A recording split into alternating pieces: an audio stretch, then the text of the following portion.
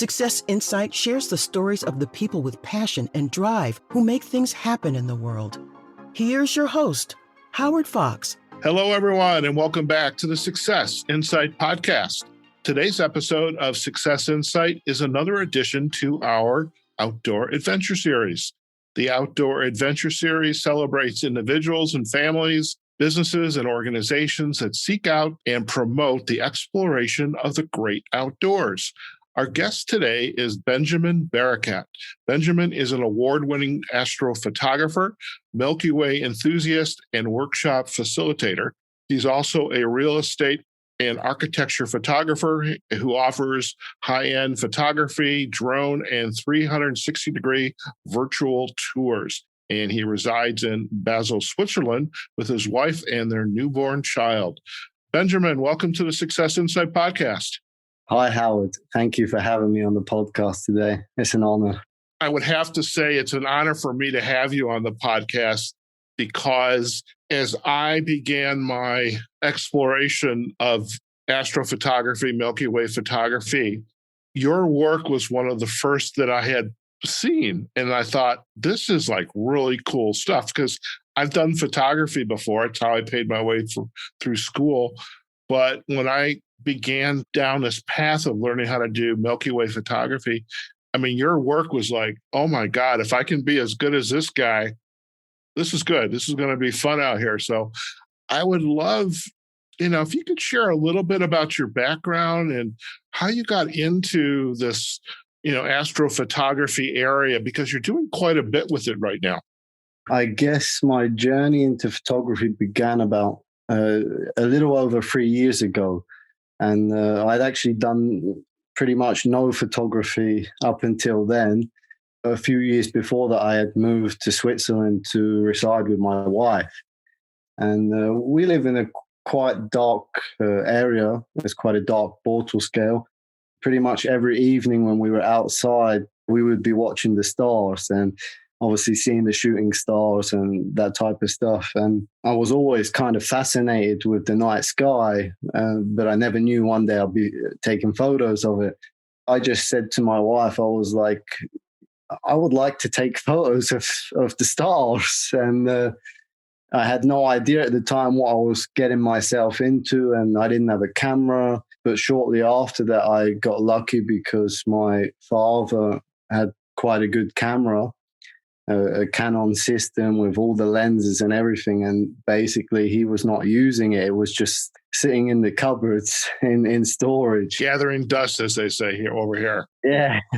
And I asked him, I was like, do you still have that camera sitting around? Because, back then I had no idea which camera to buy or what or where to begin. And I don't think I probably would have ever made the move to buy a camera. Maybe one day, but that gave me the perfect opportunity. He was like, yeah, I've still got it. And, it's yours. And I was like, okay, great. Thank you. And I took that camera and at the beginning, I didn't go out direct. And I like did some Google and stuff. And I was like, okay, how to take photos of the stars. And it was a bit of a hit and miss. I got some settings and stuff, but I didn't really have an idea what I was doing because I had no experience with cameras. And I literally went out in my neighborhood and pointed the camera up at the sky, and I got my first photos. And there wasn't much contrast. It was just a couple of stars, and that was it. I was thrilled. I was like, oh my God, I captured the stars. And up until that moment, I still actually didn't know about the Milky Way. So I had no idea what was ahead of me, what I was going to see and what I was about to capture in the future. I tried a bit more and experimented over a couple of months. And then I finally found online the Milky Way. And I was like, oh my God, wow. And I was like, where can I see that in the world? I didn't know that you can almost see that from, everywhere. Not everywhere in the world, but a big portion of the world is visible. But I didn't know where to look. A couple of months after that, I traveled to Lebanon, where my father lives. I found a guide there who was doing like these small astro tours. And basically it was, you go with the guy and he just tells you this is Polaris and this is Betelgeuse and Antares and whatever. He points out a few of the night sky objects. And yeah, I was pretty, kind of impressed at the time. And I was like, all right, where's the Milky Way? And, the guy wanted to cut the night short and was like, yeah, well, it's, rising in a few hours, but we're going back. And I was kind of disappointed. I was like, I came here to capture the Milky Way. And a few weeks after that, the guy was like, he sent me a message. He was like, I'm going out to do some photography, night sky photography. And he's like, you're welcome to join. And he was like, I'm going with a friend. And that friend I became good friends with. His name is Maroon Habib. And that guy is an excellent deep sky photographer. And we went out, the three of us, and Maroon basically was like, put these settings in your camera, and I took my first clicks, and that was it. I saw the Milky Way, and I loved it. And I took a few shots. They were obviously not my best shots. It was the beginning, and from that moment on, I was hooked. And it took me a bit of time to get where I am today. It was a lot of hit and miss and a lot of trial and error. And I would say, about 6 months after that, I bumped into, on social media, I actually made contact to Ralph Rothner. That's Sky Pointer 2000 on Instagram. Sure, Ralph. And he was previously on your podcast. And I reached out to Ralph, and, because I saw he lived in Switzerland too. He's in Zurich, so it's an hour away from me. And I was like, maybe he wants to go out. I don't know anyone here in Switzerland, and I especially don't know anyone in astrophotography. And Ralph was super friendly, and he was like, yeah, sure, let's go out. And then we met, and that was the beginning of also a great friendship. And I like to often say that Ralph is my mentor, because pretty much a lot of the stuff I learned and how I got to where I am today, I wouldn't have been able to do that without Ralph. And I went out this first night with Ralph, and honestly, it was, Chinese to me. I didn't understand anything what he was telling me, and it was too much information to take in for the beginning, And I took some images, and they were all right, but they still weren't any better. And eventually he advised me. He was like, you should buy a sky tracker. That is the next step, Sure. And he was like, you should track and you should stack. And I was like, oh, I don't know about that, but I decided to buy the tracker. In fact, my wife actually gifted me the tracker for my birthday, because that's nice. I couldn't make the decision to buy one or not, and she just bought me it. The bad thing about it was I got that tracker and I did not touch it for almost a year. Really? Why? Yeah. So basically, 6 months after I'd begun Astro, I got this tracker, and then the next year, that tracker just sat in its box. And I tried to set it up, and I went out with Ralph, and he showed me how to do it. And I just couldn't get it. I just didn't want to understand. I was overthinking and thinking, I can't do this, and it's too complicated, and so on. And so I left it. But then I practiced more my Astro, working with single images and this stuff. And, I eventually learned to process better. And that was obviously another thing to tackle in the beginning, is not only to learn photography, but learn how to use Photoshop and Lightroom and so on. And I was like, I have no idea how to use any of this. That's where I'm at right now in my work. I bought the tracker. I bought a Move Shoot Move, which is just a little device. It's fits nicely into the case. But once you get that first image, you're kind of hooked. It's like, okay, at least the way my head works, how can I get better at this? And then, there's the tracker, there's, as you were saying, the Photoshop, Lightroom, and all the other, and you suddenly realize, I think, Benjamin, you're on a journey and there's no going back. Yeah, of course. Yeah. eventually I decided to pick that tracker back up, and I was like, it's time to, to further my work, to try and get better at what I'm doing, and to stop. I was in a rush to take pictures and to process, and I was over processing, and I was not looking at the long run game of, it's time to pick up some skills and further my knowledge and not hold myself back.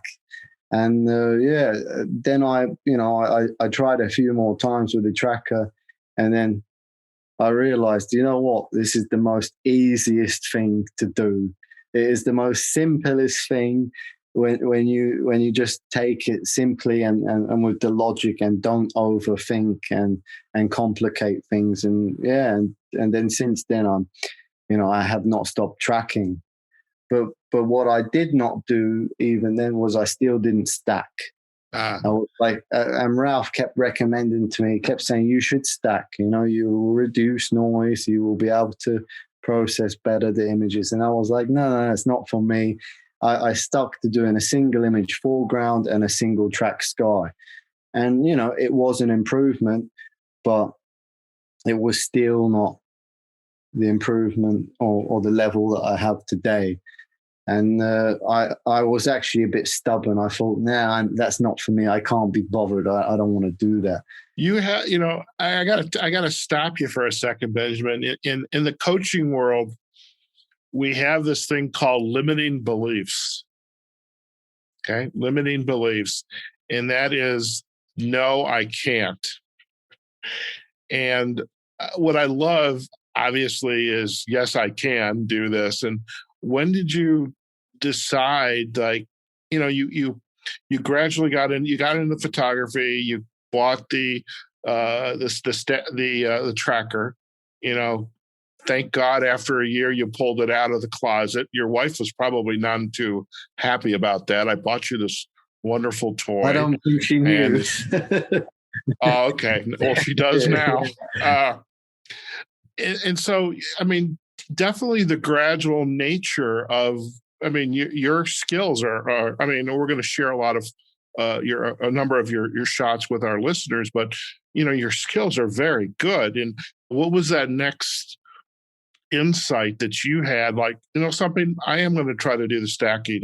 At some point, there's only so many single tracked, shots we can take, and we do want to make those better. When did you start? Yeah, so it was, I would say it was about around 1 year. Okay. So, me and Ralph went out quite a few times, but not that much in the beginning, We first went out a couple of times, and then there was a big gap. We didn't see each other for some time. And then, I started to push more contact with Ralph, like, come on, let's go out. And I think Ralph was more the lone wolf back in the day. He liked to go out by himself. And sure, I liked Ralph. I was like, he's a really nice guy and down to earth and easy to shoot with. And I pushed it. I was like, I want to shoot with Ralph and not anyone else. And eventually I pushed it, and we started to go out a bit more, especially last year, at the start of last year, with the Corona time. It was like it began with the lockdowns and all that. And it actually turned out to be the perfect opportunity, because I was actually made jobless at the time. And Ralph had a lot less work due to he's a pilot, so he could not be flying that much. And that gave us the perfect opportunity to start going out more. And so we started to go out quite a bit. And then we made the decision to do a 1 week tour of the south of France. And we covered about 3,200 kilometers in actually 4 nights. And we shot everywhere, all over the south of France, even up towards the center of France as well. And it was, we didn't give it a name at the time. We just said we're going, but I call it the Astro Summer Tour.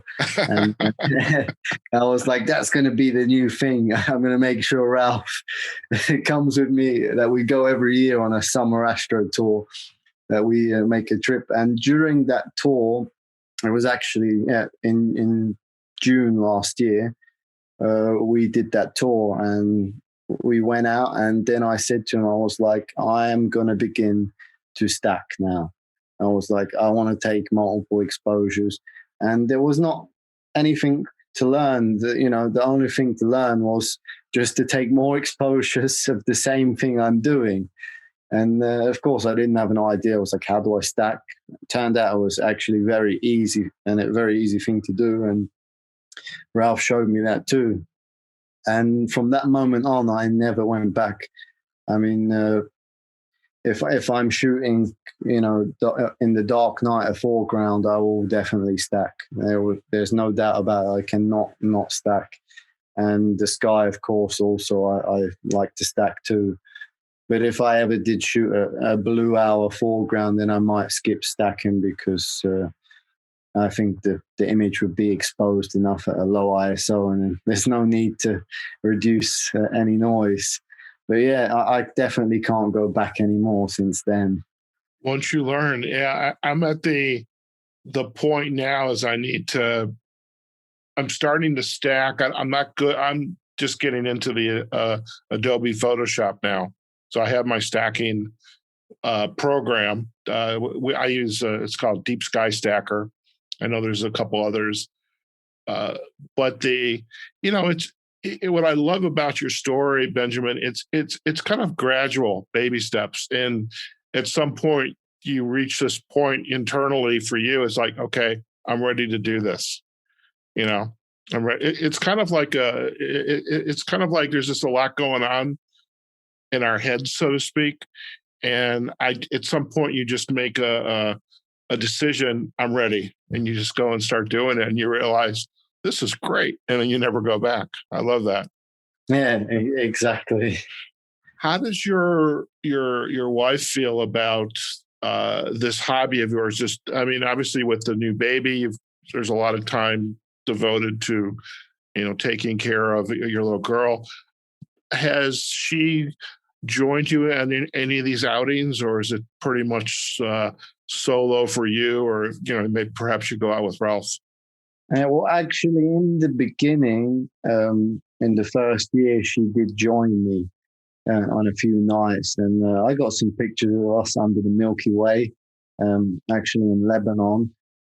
And then after that, we did a few trips together. I did a holiday somewhere here in the Alps, and she came to, we made a family trip with our dog back then. And I had a plan of a shot to shoot the glacier. And basically it involved around a 6.5, 7 hour hike. And I basically dragged her along, and we did this 7 hour hike, and she carried all the camping gear and the food, and I carried all the camera equipment. And it was beautiful, we hiked, we took a cable car on to the top of the mountain, and then from there we had to make our descent and then back up again to get into this the perfect location so that I could capture the glacier with the Milky Way. Wow. And I was a bit, I didn't have a lot of knowledge back then, but it worked out. I got lucky. I got my shot. It wasn't the perfect shot, but it was a nice shot, and it was a great experience. And we got there, and she loved it until it came to sleeping at night, because we were sleeping right down by this glacier edge. And even though it was summer, the temperature dropped below zero, and we were not prepared for that at all. Oh boy. And it was like micro weather. The weather was constantly changing. 1 minute the sky was clear, and the next minute we're hit with this fog, like this thick fog, making everything wet. And then there's wind, and then we can hear the glacier like cracking open, and it sounds like an earthquake. And then there are storms, like in every, over the glacier, you can see storms going on here and there. And we were like a bit afraid, is this storm coming towards us? And she was basically, we didn't have a tent, she had a bivvy, and it's like a tent bag that you sleep in. And she's inside that with the dog, and they're like shaking cold. And I'm out, and I'm taking my photos the whole night. And she didn't really get a good night's sleep. And then we were like, all right, it got to sunrise, and we were like, let's hike back. Right. And we hiked back, and she was like, I can't believe you dragged me on that. But it was an awesome experience. The sleeping was uncomfortable, but it was an awesome experience. The views were stunning, and we thoroughly enjoyed it. Fantastic. I mean, even the dog was cold and tired, and we have a Jack Russell, so she is full of energy and loves a good hike. But even she on the way back was like, I've had enough. You could tell. But yeah, so my wife came out with me then, and actually last year during the time of Neowise, the popular comet Neowise, I had some images planned to take of my wife under the night sky. And originally it was with the Milky Way. And I was waiting for the perfect opportunity, to take her out. And then it hits on the news. There's this comet Neowise. And I was like, okay, that looks cool. And I was like, I still didn't have that much knowledge about astronomy and things that are going on in the night sky. And I was like, oh, I can't believe I missed it. And I didn't. And then the next day comes, and someone posts again, and they're like, they took that last night. And I was like, what's going on? I don't understand. Someone said they took it a few days ago, and now someone took it yesterday. I was like, how is that possible? But I didn't realize this comet was staying for more or less a month. And then that was it. When I figured that out, I was like, I need to go out. And we went out and we witnessed it. And we were both thrilled and excited to see it. And literally at that time, we had just found out a month or two before that she was pregnant. And so we kind of made a wish, to Comet Neowise and this stuff for positive things and that, and about the baby. And then I made the decision. I was like, I want to take a picture of you with the comet, like pointing up towards the comet. And I got actually really lucky because I took the picture here in my neighborhood. We went up the hill, and it turned out perfect. I just had to sit her to make her stand on the top of the hill. And I went down the hill with the car, and then put on a long focal length and captured her as a silhouette, which I also had no experience with doing silhouette photography. I was like, they're Googling it quick. How do I produce silhouette? And I knew that because I'd watched the previous nights where the comet would be. I was like, it's going to be roughly there. So I got her to stand there, and I basically took the shot of her, and then we just waited for the dark to come upon us, and I captured the comet, and then it worked out perfect. And it was a really popular shot for me at the time. I think even I'd like to say it kind of was a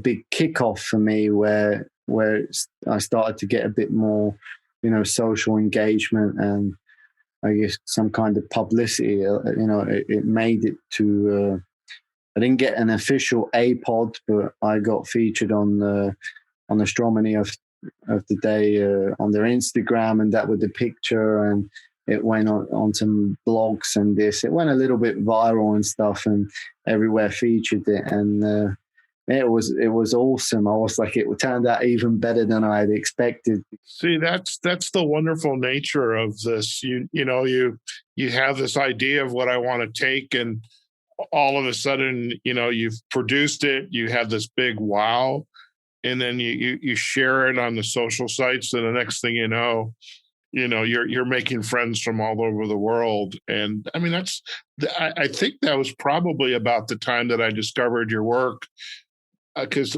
I went out to Mojave National Preserve, was my first meetup. We have a group here in the U.S. called Meetup.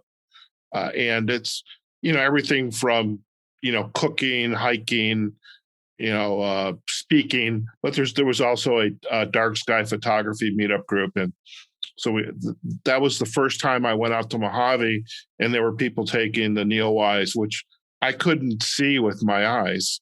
But if you had the long exposure, you got it. And so that was probably about the first time I think I began to notice your work as well. Now, I've got a couple questions, Benjamin. You were awarded the 2021 Milky Way Photographer of the Year through the site Capture the Atlas. Tell us more about that. Yeah, that was great to be featured on the article.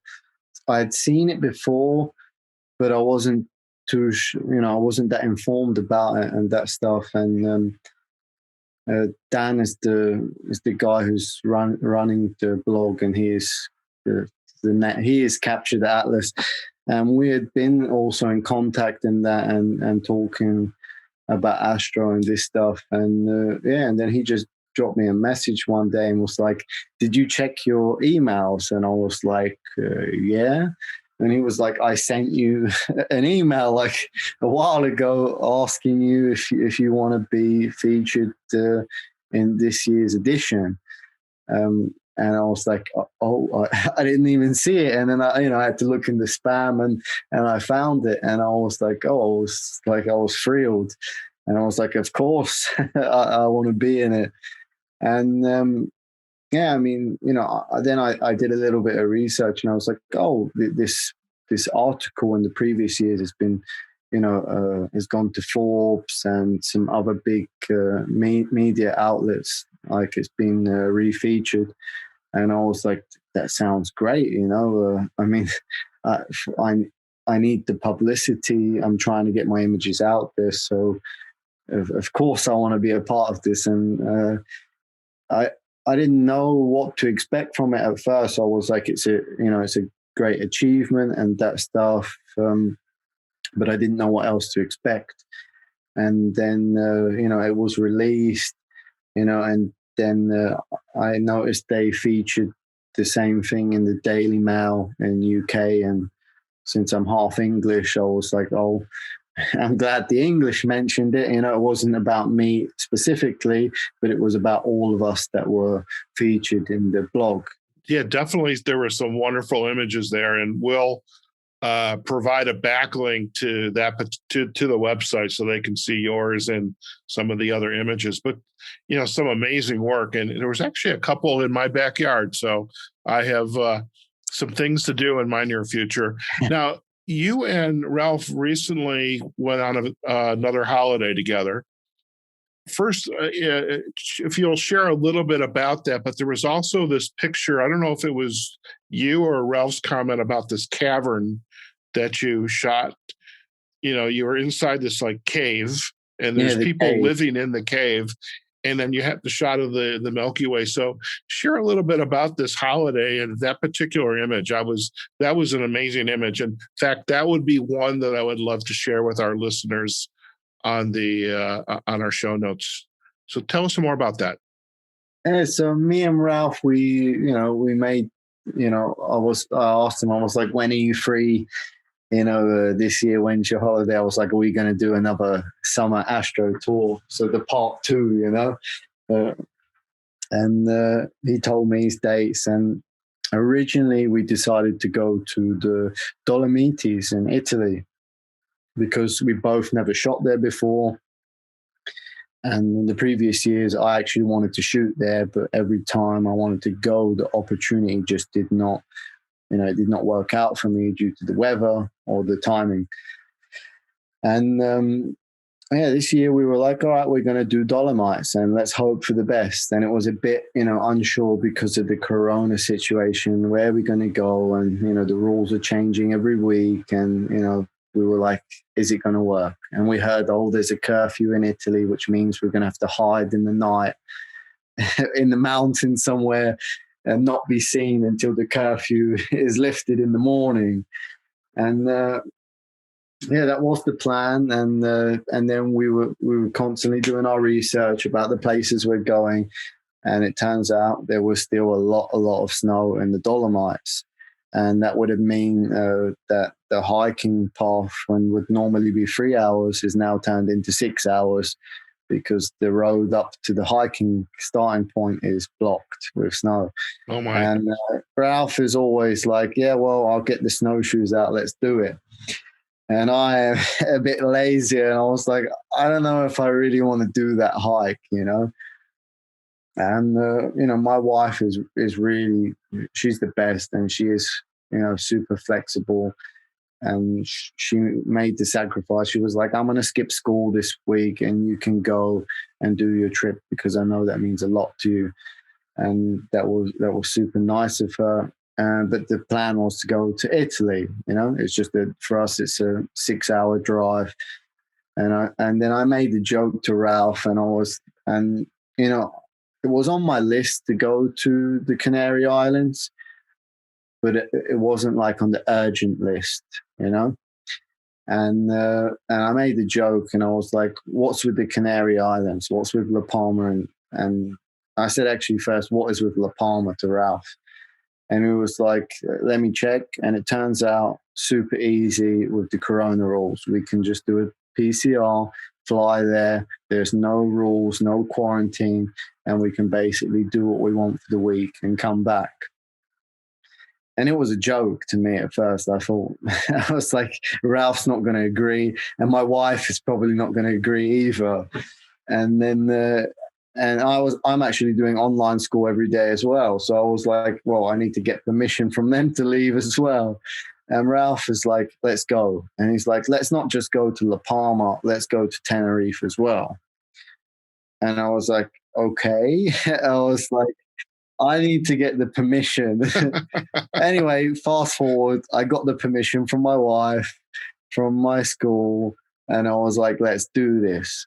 But the only condition was I had to do my school every day there and still shoot the whole night, which meant it was going to be a tiring week. So, we did our research, and we both came up with some awesome locations. And Ralph actually came up with this one of the cave.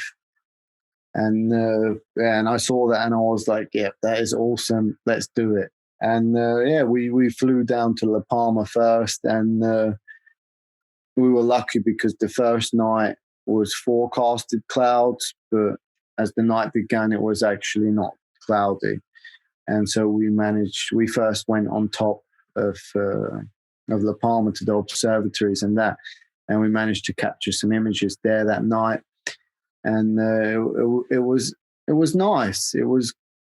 There are very dark skies in that, and there was a couple of awesome foregrounds, but we were more excited to do this cave. Yeah. and I had some other ideas of some spots I wanted to shoot because La Palma on top is like kind of overshot. Everyone goes there just to shoot that on top. And I was like, well, I haven't seen anyone shoot this cave. And I was like, I don't even know if it's possible. So we were like, let's go down there, let's scout it, and let's see if it's possible.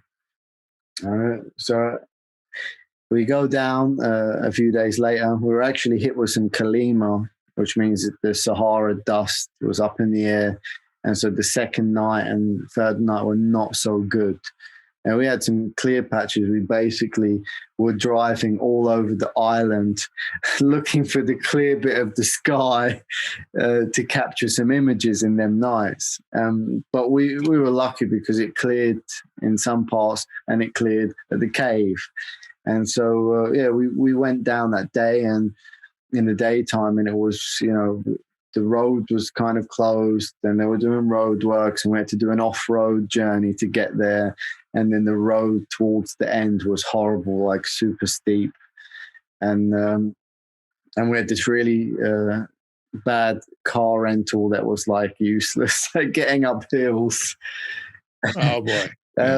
Anyway, we got down there and we did the hike down in the daytime, and we were like, wow, it's a beautiful cave, and there are these little homes down there, but I don't think anyone's living there currently. Really? See, I would not have thought that.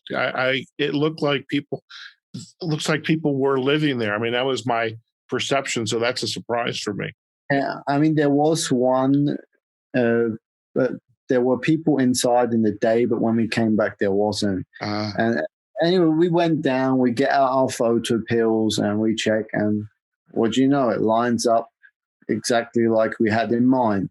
Wow. I mean, we had it in mind before the planning and this. We did some planning online, but you couldn't know exactly if it was going to be exactly in the right spot. But it was. Yeah. So, and we were like, all right, let's come back at night. And we go back and whatever, and we head back down at night. And it is so dark there. There's no town close by, and there are no lights, nothing. No one living around. And we get to the parking and we get out, and we were just like, oh my gosh, it is dark here. It is really dark. That's an astrophotographer's dream, though. Yeah, exactly. And then we just hear these noises. And they're the weirdest noises I have ever heard. And they were like screams and roars and weird kinds of noises coming from above. And some were getting closer and some were far, and it was like echoing. And I put my headlamp on and I look up and I just see this, bird-shaped things like glide right above my head. And it was like maybe the light attracted it, I don't know.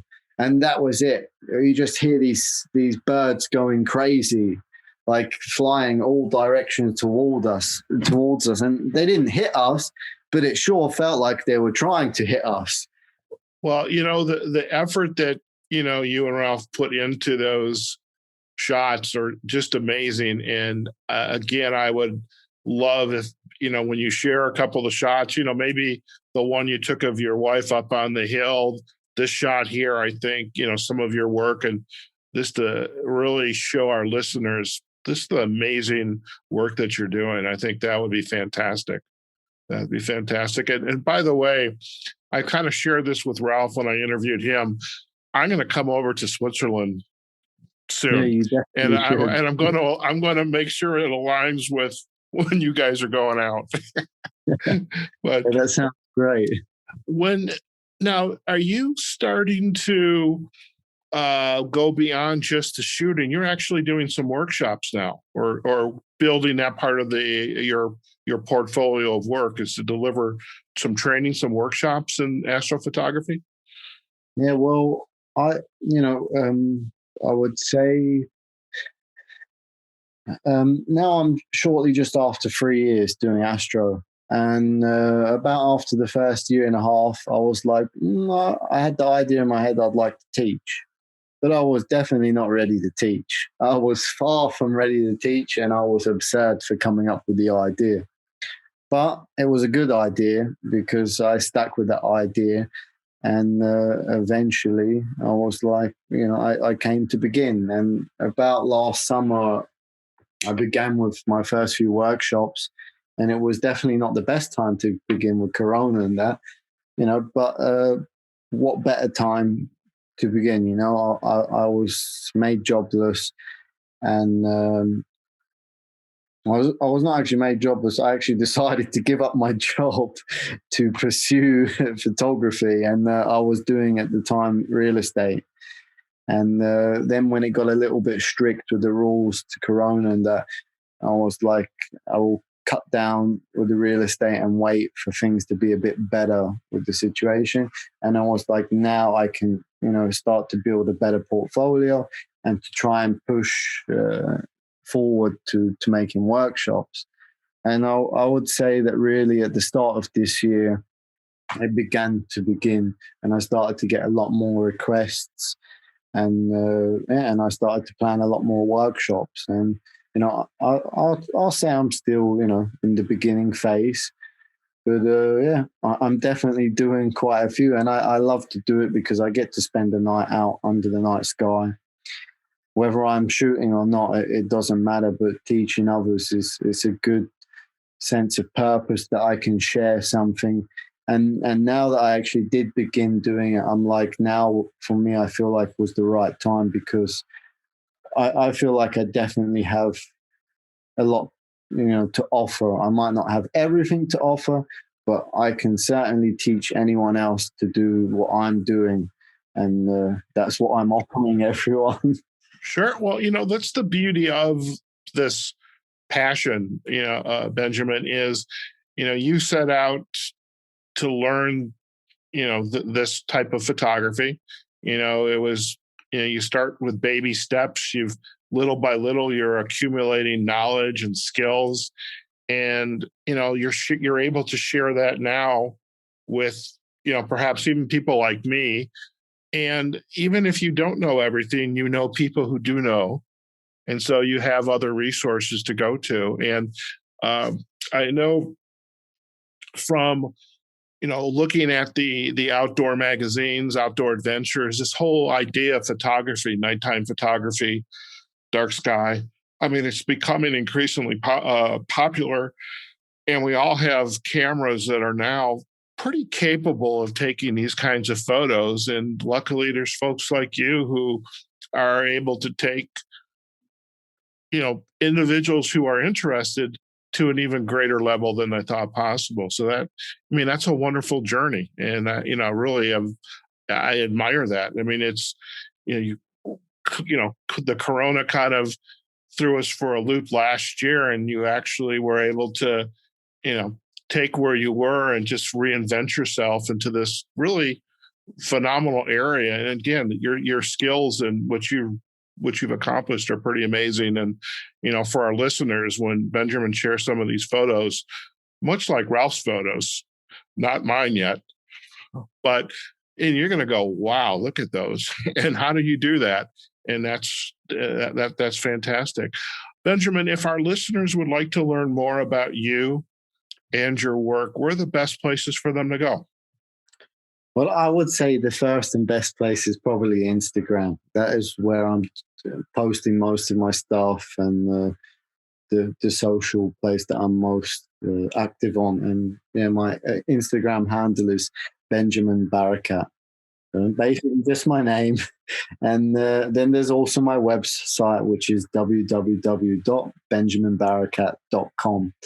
And on there, I list a little bit more information about my workshops and this stuff, and also resources if people are looking to get some kind of free information that is just there, or the software, or the things I'm using, the tools on planning, or whatever it is. They can find that. And then there is obviously my portfolio on the website of my images. Fantastic. Well, we will definitely provide the backlinks to your website and to your Instagram page. And it's been an absolute pleasure to have you on the Success Insight podcast and our outdoor adventure series. And this is truly an outdoor adventure. I mean, because you're out, in hopefully dark skies, enjoying the scenery, and just there is something truly magnificent about the stars above you. And the fact that even though the Milky Way is there, we can't really see it until we use that camera. And if we know how to use it, it's what we come back with is just truly amazing. And again, your shots are testament to what's out there, and being able to share that with people like me, all the way out on the other side of the globe. So, Benjamin, it's been a pleasure. Thank you so much for joining us on the Success Insight podcast and the Outdoor Adventure Series. Yeah, it's been a pleasure, Howard. Thank you very much for featuring me on the podcast. Fantastic. And again, at some point, maybe not this year, but next year, I'm going to be paying a visit to you and Ralph, and we're going shooting. So, yeah, I look forward to that, and we definitely will. You got it. All right, folks, we have just been chatting with Benjamin Barakat. Benjamin is an award-winning astrophotographer, Milky Way enthusiast, workshop facilitator. And, as we've shared, he resides in Basel, Switzerland with his wife and their newborn child. And he's actually good friends with Ralph Rohner, who was also on our podcast a few months ago. And really, his work is just truly amazing. And I am excited to share some of this with you in our show notes. And of course, we're going to provide the backlinks to his website and Instagram page as well. Do let us know what you think about today's podcast when you visit us on successinsightpodcast.com. We're also on LinkedIn and Facebook, our Success Insight podcast pages. You can find us as well on the major podcasting platforms, Apple Podcasts, Google Podcasts, Amazon Music, and especially Spotify, where we actually have a playlist that's devoted to our Outdoor Adventure Series episodes. And Benjamin's episode that we're just recording today will be out there in the next few weeks. Okay, folks, wherever you are, whatever you're doing, go out there, have a phenomenal day. Hopefully you've got some dark skies around you. And I really, really encourage you, take the family out there, have a coffee, a tea, adult beverage, whatever you're allowed, but just enjoy the stars. And when you figure out where that Milky Way is, and just enjoy yourself, it's a phenomenal feeling. Okay, folks, take care, and we'll see you on the next episode of the Success Insight podcast and the Outdoor Adventure Series. Take care now. Success Insight is a production of Fox Coaching and First Story Strategies. Find us online, successinsightpodcast.com.